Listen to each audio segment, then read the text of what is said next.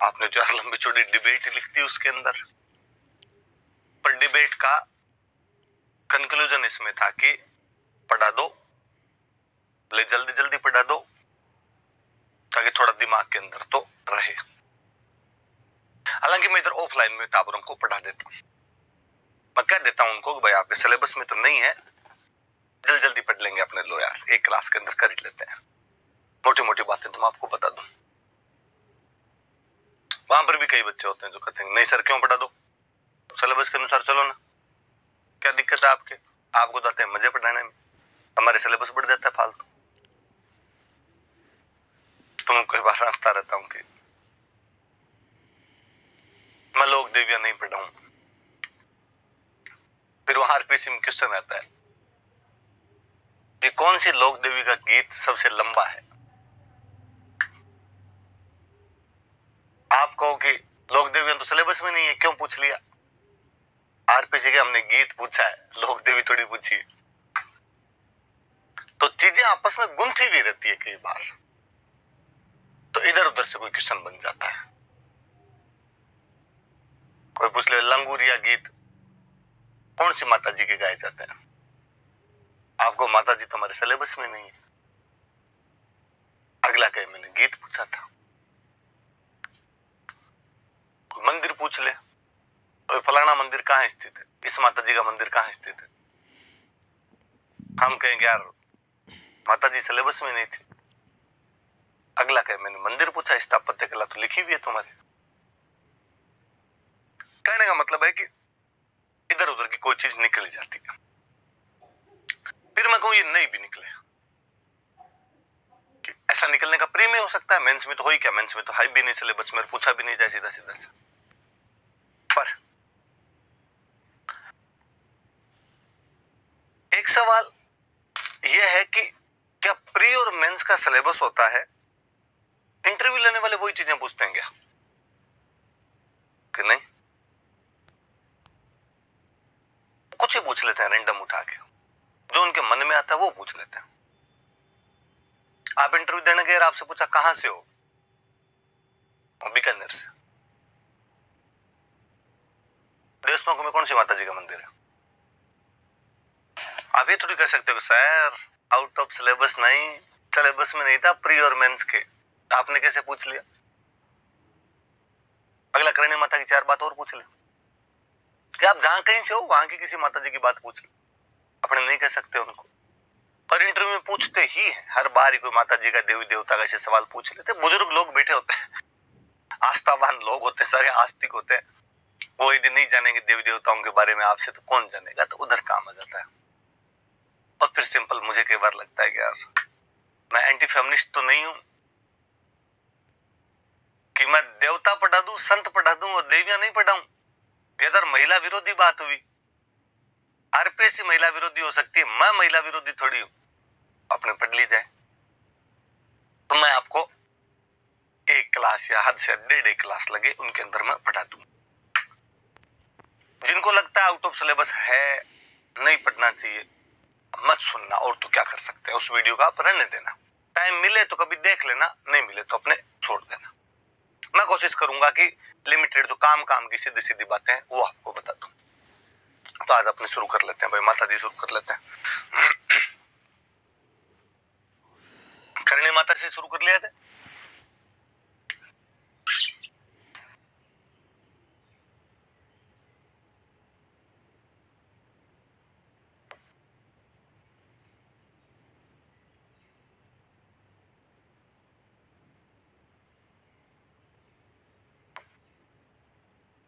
Karni Mata normal मोटी मोटी सी जो जानकारी अपने पास वो ये है कि जोधपुर में एक गांव पड़ता है सुआप,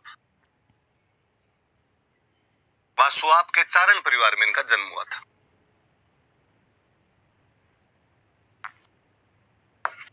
पिताजी का नाम था मेहा जी, मेहा जी के घर पे जन्म हुआ था। ये बातें तो अपने याद नहीं रहे तो भी कोई बात नहीं, अपने सीधे मंदिर वाली बातों पे आते हैं। करणी माता का जो मुख्य मंदिर है वो देशनोक में, अब ज्यादातर लोग जानते ही हैं, बीकानेर में पड़ती है जगह। आप में से ज्यादातर लोग मंदिर गए होंगे, आपने देखा होगा कि मंदिर में खूब सारे चूहे हैं, तो आप कह सकते हो कि चूहों का मंदिर है, टेम्पल ऑफ रेड्स है।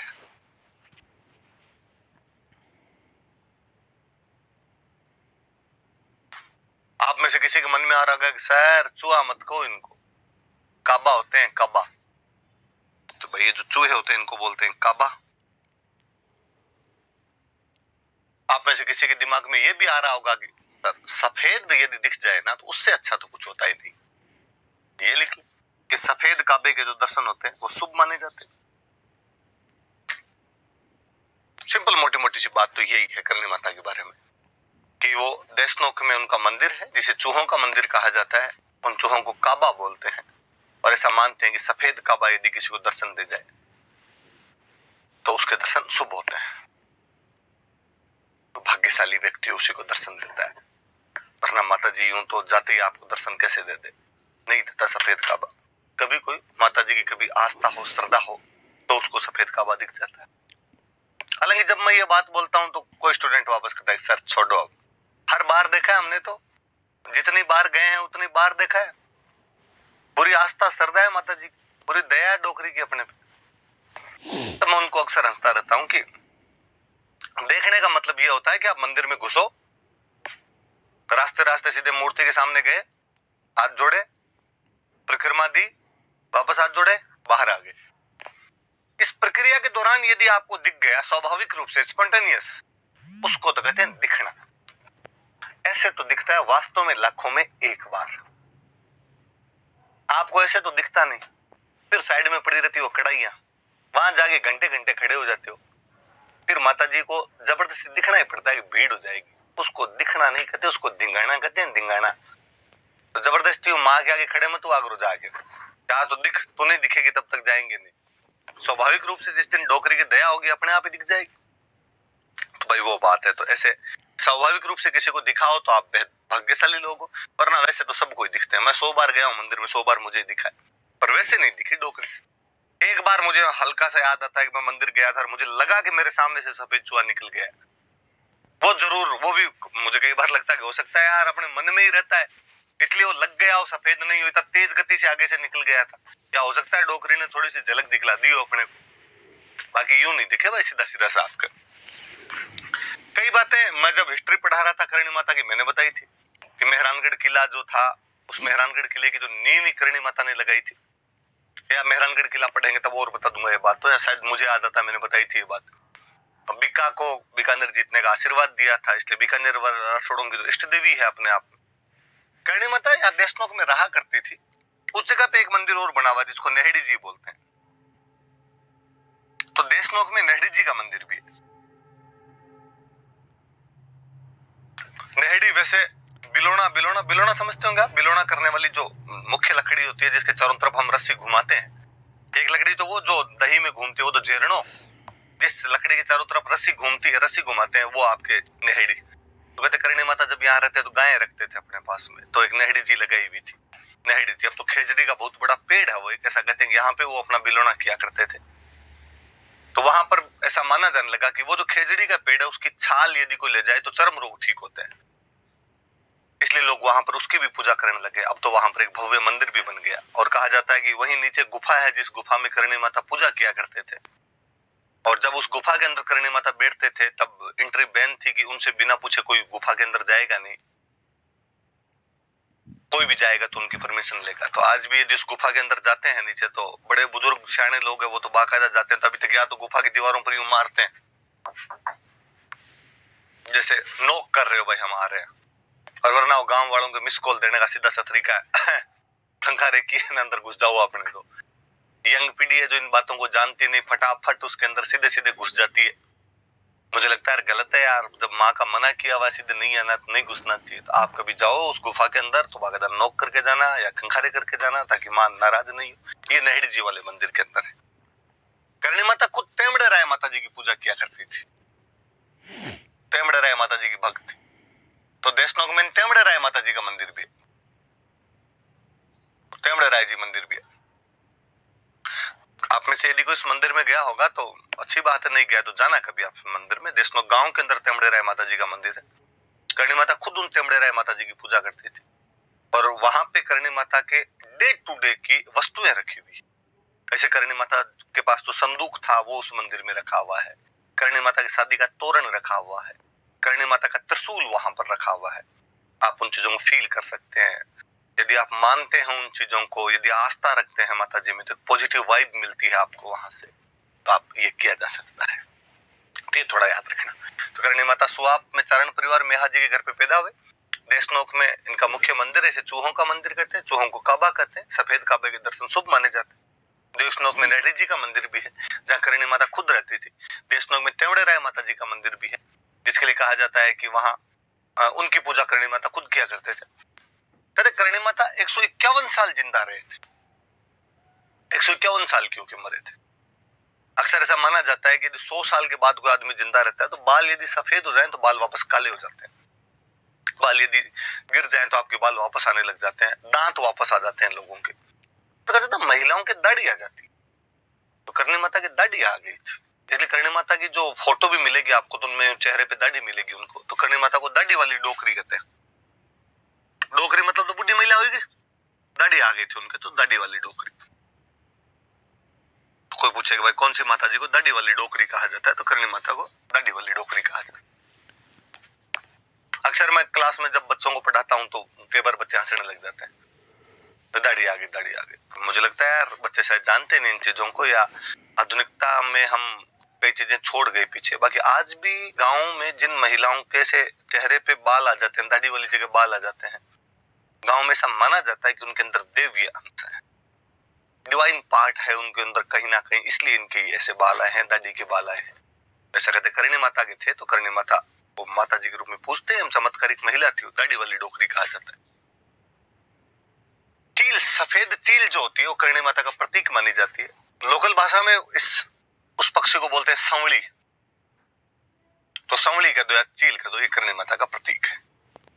ये करणी माता के बारे में मोटी मोटी सी बात है कि करणी माता सुआब चारण परिवार में हाजी घर पे पैदा हुए। देशनोक में उनका चूहों का मंदिर है, चूहों को काबा कहते हैं। सफेद काबे के दर्शन शुभ माने जाते हैं। नेहड़ी जी का मंदिर भी है, जहाँ करणी माता खुद रहती थी।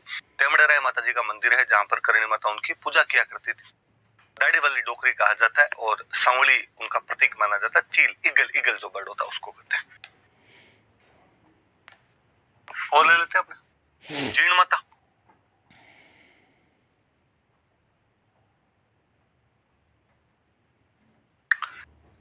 सिक्कर में गांव पड़ता है रेवासा, वहां पर मंदिर है।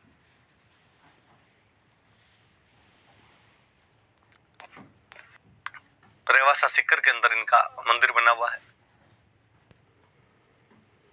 चौहानों का एक कोई सामंत था, हट्टड़ मोहिल।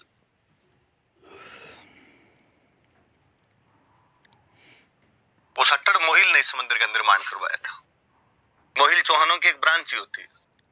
हम जब चौहान पढ़ रहे थे, हमने पढ़ा भी था कि सिक्कर से लेकर अजमेर के बीच वाले इलाके के अंदर चौहान रहा करते थे।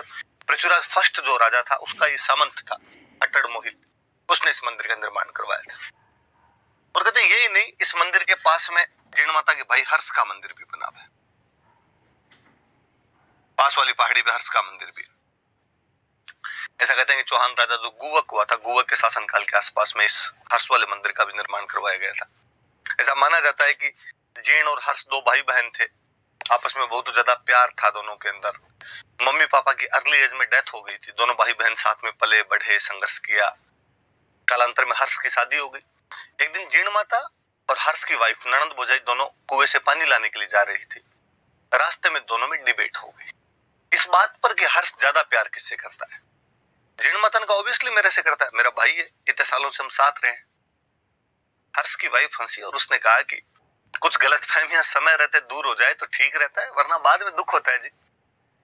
जीण माता का लगा शर्त, आज अपने दोनों पानी लेके जाएंगी और हर्ष जिसका मटका पहले उतरवा देगा उससे ज्यादा प्यार करता है। दोनों आई, दोनों ननद भौजाई बराबर खड़ी हो गई मटके लिए और कहा हर्ष हमारा मटका उतरवा। हर्ष बेचारा भोला आदमी था, उसने वाइफ का मटका पहले उतरवा दिया। इस बात पे जीण माता बहुत नाराज हुई।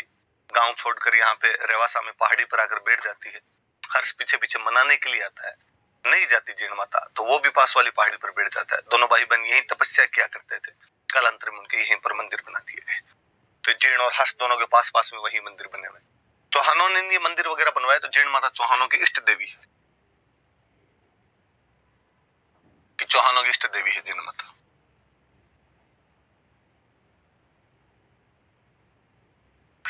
तो चौहानों की इष्ट देवी जीण माता है। जीण माता का जो लोकगीत है वो सबसे लंबा है।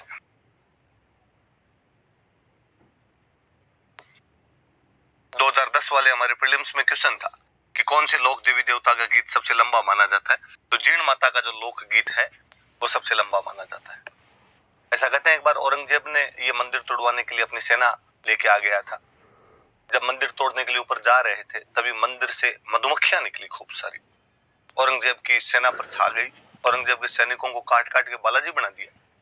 हाथ जोड़ेगी डोकरी, आजाद छोड़, आइंदा से नहीं आएंगे तेरे। तब जाके मधुमक्खियां वापस गई थी। इसलिए जीण माता को मधुमक्खियों की देवी कहा जाता है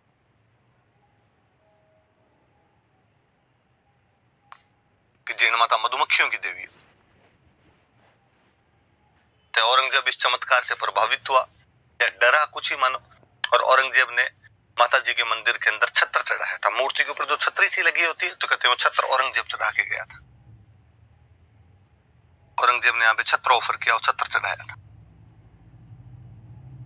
ऐसा कहते हैं कि औरंगजेब ने कहा था कि माता जी के मंदिर में दीपक का जो भी घी है वो मैं भेजूंगा आज के बाद में इनके। औरंगजेब भेजता था, उसके बाद उसके बेटे पोते पड़पोते भेजते रहे।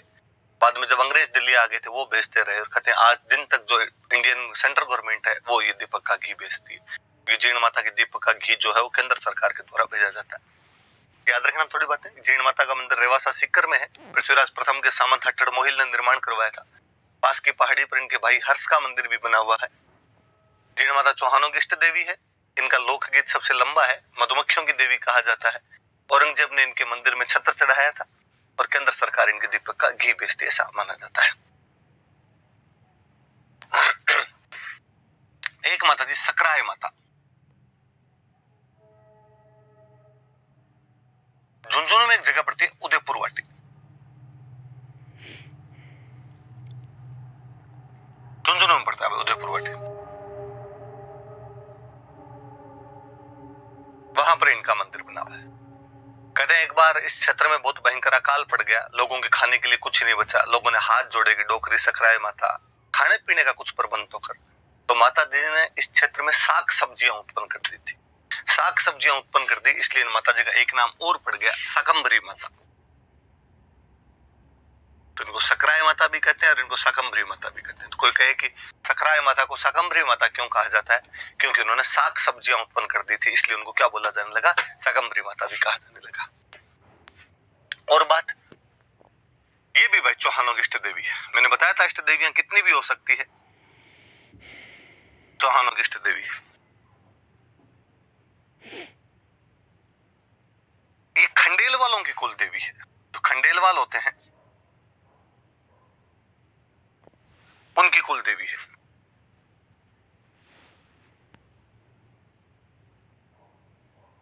और चूंकि चौहानों की इष्ट देवी है और चौहानों की राजधानी सांभर रही थी, सांभर के आसपास के इलाके में वो रहते थे, इसलिए सांभर में इन माता जी का मंदिर।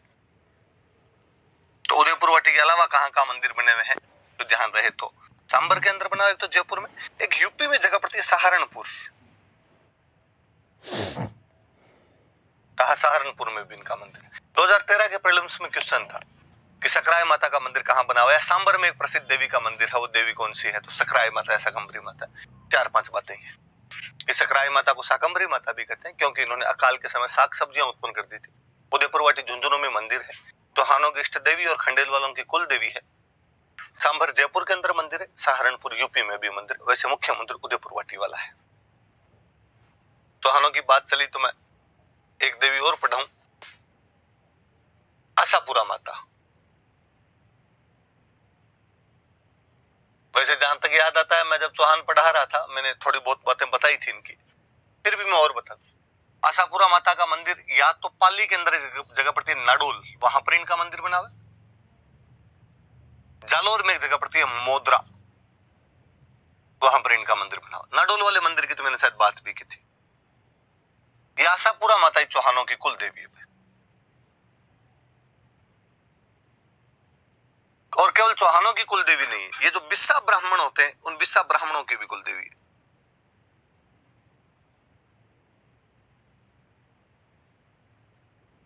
बिस्सा ब्राह्मणों की भी कुल देवी है। दोनों की ध्यान रखना, चौहानों की और बिस्सा ब्राह्मणों की कुल देवी कौन सी माता जी है? तो आशापुरा माता। तो सकराय माता और जीर्ण माता तो चौहानों की इष्ट देवियां हैं। आशापुरा माता है वो इनकी कुल देवी है। नाडोल पाली में और मोदरा जालोर में इनका मंदिर है। नाडोल और जालोर वैसे भी चौहानों के बड़े राज्य रहे थे, तो वहां पर मंदिर होना स्वाभाविक सी बात है। दो बातें कही जाती है, एक तो ये कहते हैं कि आशापुरा माता की जो भी महिलाएं पूजा करती है वो एक तो घूंघट निकाल के रखती है, पूजा करते समय घूंघट निकालना जरूरी है, और एक हाथों में मेहंदी नहीं लगाती, मेहंदी नहीं लगानी पड़ती और मेहंदी नहीं लगाई जाती और घूंघट निकाल के रखना पड़ता है। घूंघट वाला तो मुझे लगता है नॉर्मल सी बात है कि आप किसी भी धार्मिक स्थल पे जाते हो तो सिर पे पल्लू लेना ही पड़ता है। आज भी गुरुद्वारे में या मस्जिद के अंदर बिना सिर ढके नहीं जा सकते। हिंदू इस मामले में थोड़ा ज्यादा मॉडर्न हो गए, या यूं कहूं कि ज्यादा लिबरल हो गए, तो हर कोई कपड़ों के अंदर कहीं भी जाना शुरू कर दिया हमने। बाकी हर जगह का कोई ना कोई ड्रेस कोड होता है। मंदिर का ड्रेस कोड था कि आप नंगे सर नहीं जा सकते, सर पे कुछ ना कुछ लीजिए। तो आज भी महिलाएं होती है तो पल्लू तो सिर पे रखती है। मंदिर में घुसे थोड़ा खींच लिया उसको कि भाई घूंघट किससे किया जाए, जो आदरणीय सम्माननीय कोई होता है उससे तो घूंघट किया जाता है। देवी देवता से ज्यादा तो आदरणीय सम्माननीय किसको माने, और उनसे घूंघट स्वाभाविक रूप से कर लिया जाता है। अब इस चीज को यदि कोई वो एंटी फेमिनिज्म से जोड़ लेता है, इस चीज को एंटी फेमिनिस्ट मान लेता है कि ये तो देखो मंदिरों में तो शोषण हो रहा है, ये हो रहा है, तो मुझे लगता है बहुत सामान्य सी प्रक्रिया है, इतना क्यों दिमाग लगाया जाए इसके अंदर। मम्मी आशापुरा माता छोड़ो, मैं घर में देखता हूँ कि जब भी घर वाले उस स्थान में भी पूजा करती है तो गणेश जी बालाजी की भी करती है तो भी घूंघट रखती है अपने। अब वो रिवाज है अपने आप में, बाकी धार्मिक स्थलों के तो यहाँ पर भी। और अपने बुजुर्ग तो आज भी घर से बाहर यार नंगे सर नहीं जाते, आज भी साफेन गमछेन कुछ ना कुछ रखते हैं। ये तो अपने वाली पीढ़ी संक्रमण के दौर के अंदर आई, अब आगे वाली पीढ़ी क्या पता कैसे रहेगी कैसे नहीं रहेगी। आशापुरा माता याद रखना। तो चौहानों की तीनों थी तो मैंने तीनों एक साथ पढ़ा दी। शीतला माता,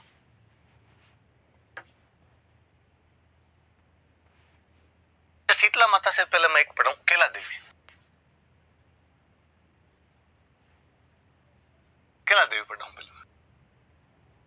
करौली के अंदर मंदिर है। करौली में कोई एक पहाड़ी है, त्रिकुट पहाड़ी, त्रिकुट हिल, उस त्रिकुट पहाड़ी पर मंदिर बना हुआ है करौली में।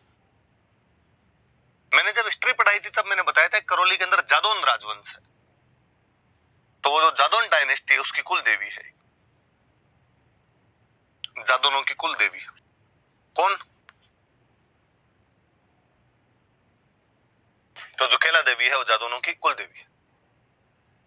केला देवी के लिए दो बातें कही जाती है। एक तो ये बात कहते हैं कि ये हनुमान जी की माता है, मां अंजनी जो है वो है ये।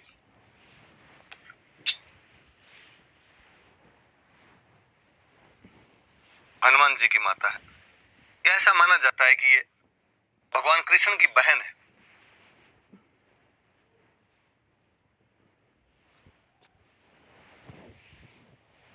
भगवान श्री कृष्ण की बहन है। वो जो कहानी जो आपने पढ़ी हो कि देवकी और वासुदेव भगवान कृष्ण के मम्मी पापा, और ऐसा कहा गया कि देवकी की जो 8वीं संतान होगी वो देवकी के भाई कंस को खत्म कर देगी, और मामा कंस ने कहा कि 8 छोड़ो मैं एक भी जिंदा नहीं रहने दूंगा, और उसने अपने बहन बहनों को घर में नजरबंद कर दिया, घर के बाहर सेना लगा दी कि इनके जैसे बच्चा हो मुझे बताना आप तो। और कहते हैं 6 लगातार लड़कियां हुई, और 6 लगातार लड़कियां हुई। कंस जाता, कंस लड़की को उठाता, जमीन पे पटक पटक के मार दिया करता था। 7वीं लड़की हुई, इस बार वापस कंस को पता चला, कंस गया लड़की को पकड़ के जमीन पे पटकने लगा, तब लड़की उसके हाथ से निकली, आसमान में चली गई। घर में से बताते थे कि आसमान में जाके बिजली बन गई, और उसने कहा था कि मैं कंस के वंश को खत्म कर दूंगी। कहानी कैसी है क्या है मुझे पता नहीं, पर मुझे बचपन की घटना याद आती है कि बरसात के दिनों में जब भी बिजली चमकती थी मम्मी फटाफट कहती कांसे के बर्तन सारे अंदर रख दो, कांसा कंस का वंश है, कांसा देखते बिजली वहां पर गिर जाएगी। और ज्यादा तो नहीं होते थे घरों में, पर कांसे के बाट के थाली एक आदि यूं कोई चीज हुआ करती थी, फटाफट उनको अंदर रख रख के आया करते थे, अरे अपने नहीं पड़ जाए, अपने कांसे वाले बर्तन अंदर पड़े हुए।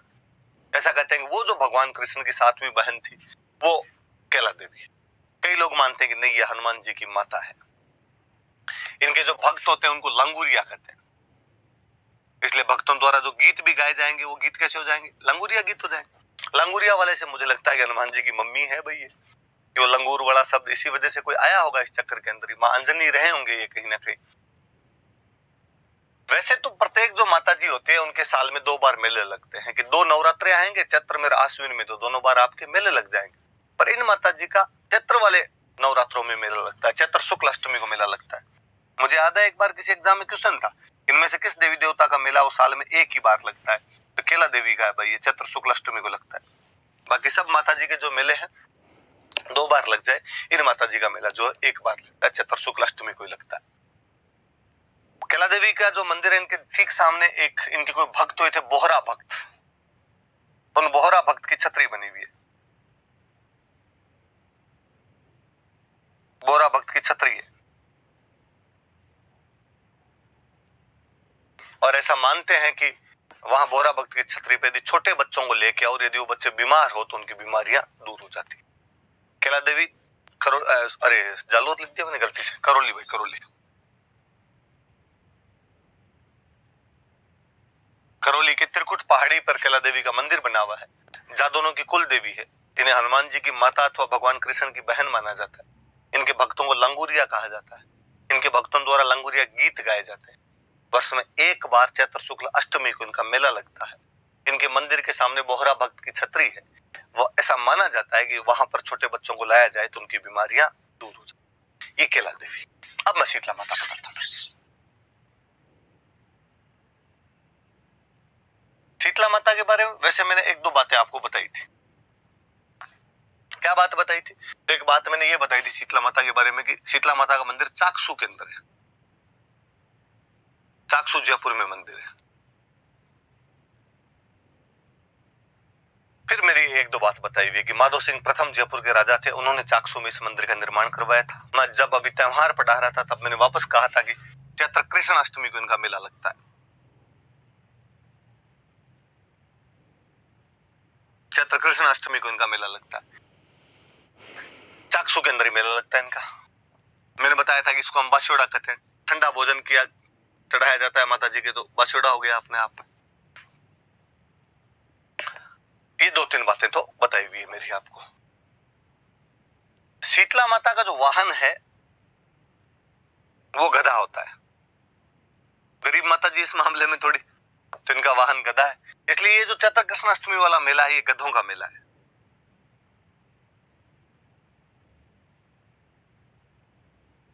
मैं इन माता जी को दोनों को एक साथ इसलिए पढ़ा रहा हूं कि केला देवी का मेला चैत्र शुक्ल अष्टमी है, शीतला माता का मेला हो चैत्र कृष्ण अष्टमी। मेले पूछ सकता है कोई आपसे, वो नहीं देखेगा कि माता जी का पूछ रहा गौर पूछ रहा है। सिलेबस में लिखा हुआ है त्योहार एवं मेले अपने, तो चैत्र कृष्ण अष्टमी को गधों का मेला लगता है, चाकसू के अंदर लगता है अपने आप में, तो दोनों पास पास में, ध्यान रखें।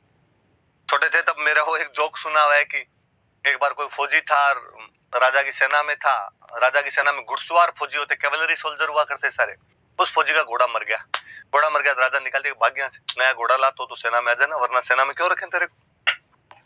सैनिक बड़ा निराश हुआ और सैनिक शीतला माता के मंदिर गया, शीतला माता को जाके हाथ जोड़ेगी, हे शीतला माता एक घोड़ा दिला दे कहीं से, तो मैं भी सेना में वापस शामिल हो जाऊं, रोजगार का जुगाड़ हो। कहते शीतला माता मूर्ति से बाहर ही आ गए, और शीतला माता ने कहा कि सुन, मेरे पास ही घोड़ा होता तो मैं गधे पे क्यों घूमती फालतू में। तो भाई शीतला माता इस चक्कर में, इनके पास गाड़ी थोड़ी छोटी है, गधा इनका वाहन है, तो गधों का मेला लगता है। कुम्हार जाति के जो लोग होते हैं वो शीतला माता की पूजा करते हैं, इनके जो पुजारी होते हैं वो कुम्हार जाति के लोग होते हैं। शीतला माता चेचक रक्षक देवी है।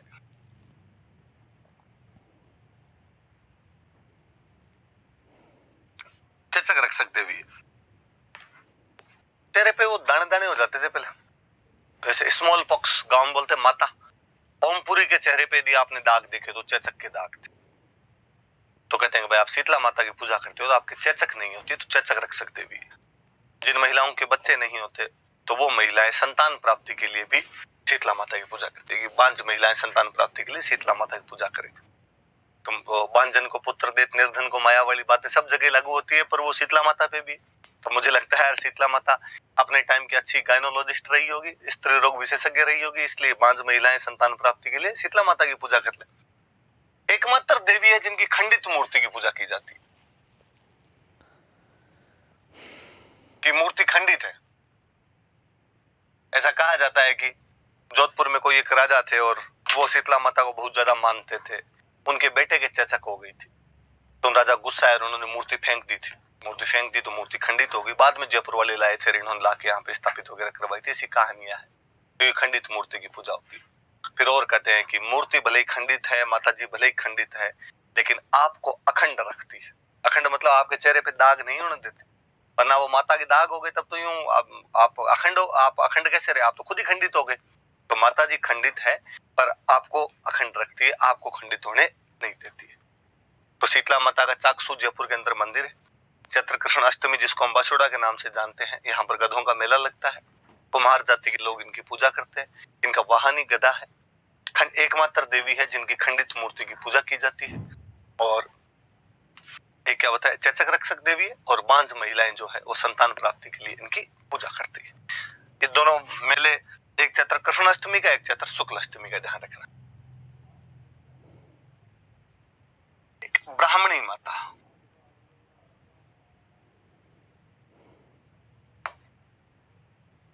ब्राह्मणी माता एक 12 में एक जगह पड़ती है सोरसन, वहां पर इनका मंदिर है। सोरसन 12 के अंदर इनका मंदिर बना हुआ है और एकमात्र देवी है जिनकी पीठ की पूजा की जाती है।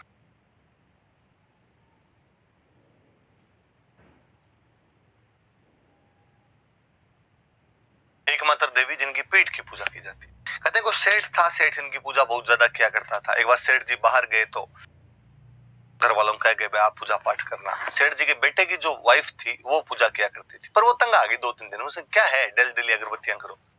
और उसने एक दिन माता जी को डायलॉग सुना दी कि एक तो माता जी खा गई, डेली डेली इसकी पूजा करनी पड़ती। ऐसा कहा जाता है कि ब्राह्मणी माता इस बात से नाराज होकर सेठ के घर से जाने लगी। इतने में सेठ जी आ जाते हैं।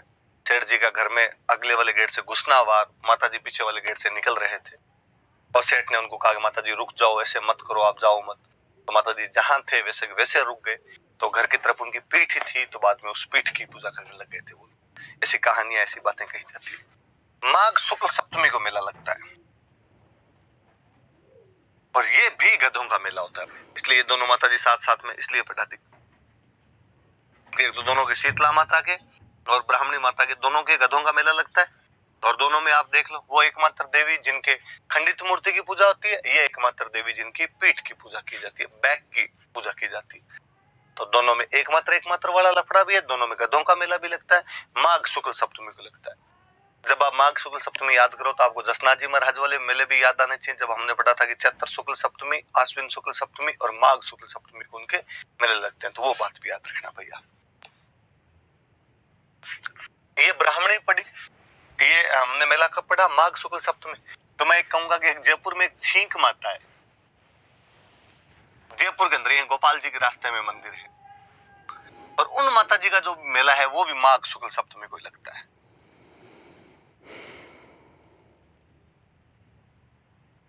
तो ये भी याद रख लेना कि ये जो मेला है ये भी माघ शुक्ल सप्तमी को होता है। छींक माता का जयपुर में मंदिर है। तो दोनों पास पास में हो जाएंगे। ज्यादा छींक यदि किसी को आती हो, ठीक नहीं होती हो, डोकरी के आए, हाथ जोड़े, अब छींक ठीक हो जाएगी। अभी मैंने वो सोरसन 12 वाली बताई, ब्राह्मणी माता है। एक अपने हनुमानगढ़ में एक ब्रह्मणी माता हो रहे हैं, नाम थोड़े से एक जैसे हैं। बिरमाणी माता बोलते रहते हैं लोग। हनुमानगढ़ में एक जगह पड़ती है पल्लू, यहाँ पल्लू हनुमानगढ़ में उनका मंदिर है।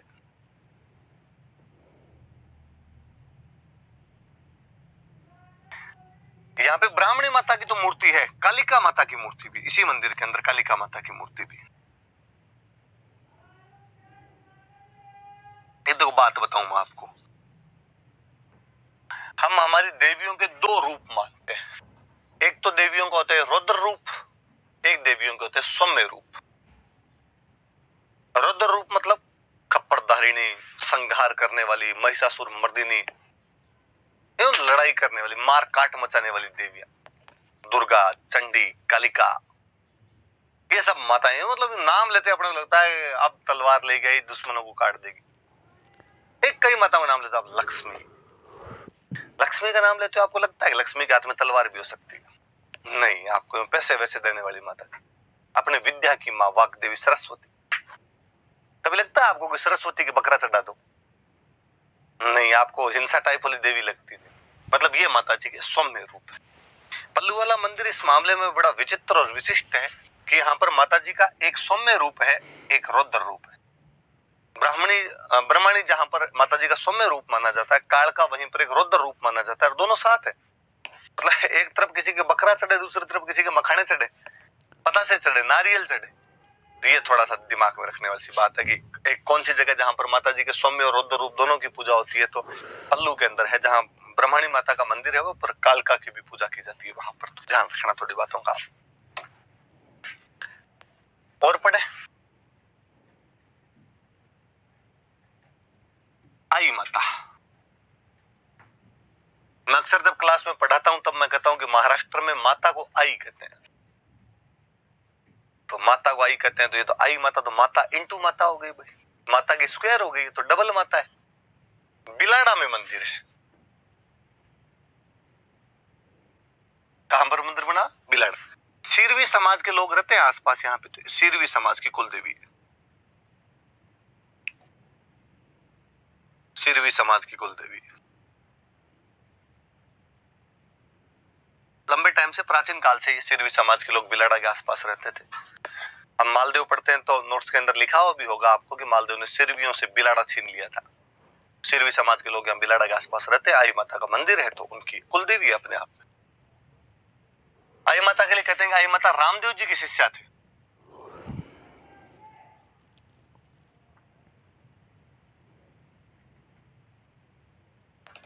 रामदेव जी ने क्या प्रयास किए भाई? दो प्रयास किए रामदेव जी। समाज से छुआछूत कम की जाए या छुआछूत मिटाई जाए, और हिंदू मुस्लिम एकता बढ़ाई जाए, हिंदू मुस्लिम यूनिटी स्टैब्लिश की जाए।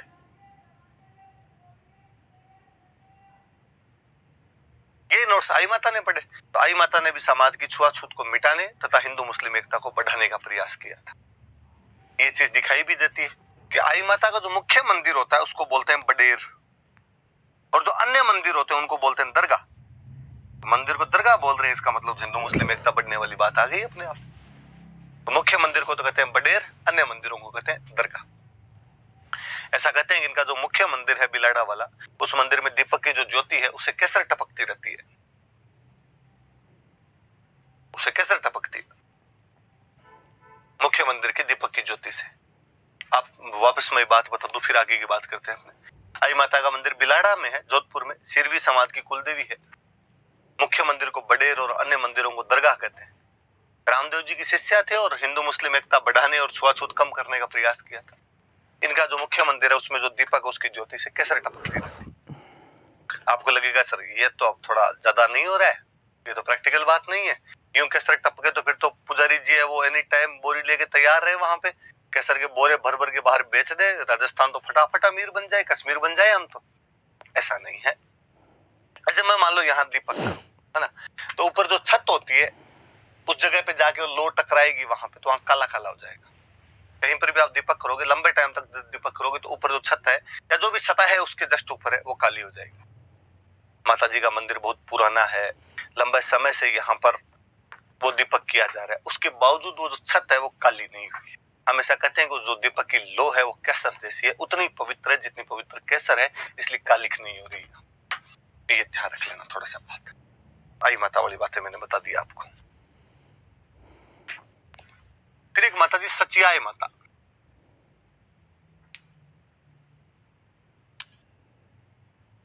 ऐसे चला दो, चला दिया मैंने। सचियाय माता जोधपुर में। फिर एक जगह पड़ती है ओसिया। ओसिया जोधपुर के अंदर मंदिर है। ओसवाल रहते थे, ओसवालों के नाम पर ही ओसिया है। ये ओसवालों की कुल देवी है। ओसवाल बढ़िया होते हैं तो ये ओसवालों की कुल देवी है। आपने तो ओसवाल साबुन देखा हुआ है, कपड़े धोने वाला साबुन आता है। मुझे लगता है कपड़े धोने वाला क्यों, गांव में दोनों काम ही कर लेते थे उससे, कपड़े उसी से धो लिया करते थे, नहा भी उसी से लिया करते थे। वो जो ओसवाल साबुन आता है, तो जो ओसवाल होते हैं उनकी कुल देवी है तो सचियाई माता है, जिनका मंदिर ओसिया के अंदर बना हुआ है। ओसिया कहां पर पड़ता है? तो जोधपुर के अंदर पड़ता है। थोड़ा सा याद रखना ये बात। जब मैं जोधपुर के मंदिरों की बात कर रहा था तो एक मंदिर में मैं और हूं, लठियाल माता।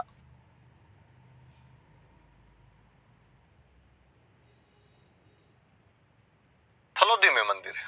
फलोदी भी जोधपुर में जगह पड़ती। ये कल्ला ब्राह्मणों की कुल देवी है।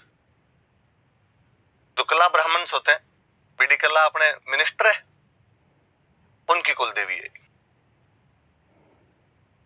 इनका एक नाम और है, इनको खेजड़ बेरी राय भवानी भी कहते हैं।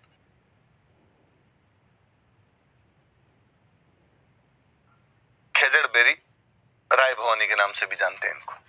सिंपल सी 3 बात याद करनी है। लठियाल माता फलोदी जोधपुर में मंदिर है, कल्ला ब्राह्मणों की कुल देवी है, इन्हें खेजड़ बेरी राय भवानी भी कहा जाता है। तो 3 माता जी पड़ी। आई माता बिलाड़ा में सिरवियों की कुल देवी, सचियाई माता ओसिया में ओसवालों की कुल देवी, लठियाल माता फलोदी के अंदर और आपके कल्ला ब्राह्मणों की कुल देवी। जोधपुर के मंदिरों की बात आई तो मैं एक और बात करूं, चामुंडा।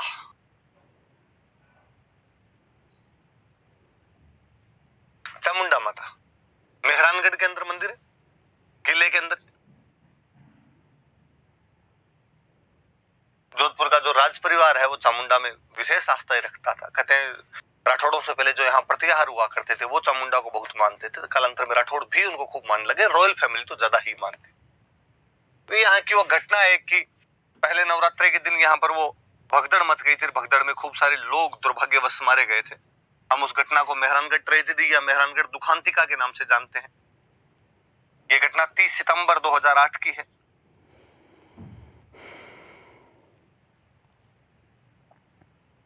सितंबर 2008 को यहाँ पर ये घटना घटित हुई थी मेहरानगढ़ दुखांतिका की। इस घटना की जांच के लिए एक कमीशन बनाया गया था। उस कमीशन का नाम था जस्टिस जसराज चोपड़ा आयोग। ये याद रखना, अपने काम की बात ये है कि जस्टिस जसराज चोपड़ा आयोग किस घटना की जांच के लिए बनाया गया था? तो मेहरानगढ़ दुखांतिका की जांच के लिए बनाया गया था। कोई पूछे कि मेहरानगढ़ दुखांतिका कौन से मंदिर में घटित हुई थी, तो चामुंडा माता के मंदिर में घटित हुई थी। ये थोड़ी सी बात याद रहे आप।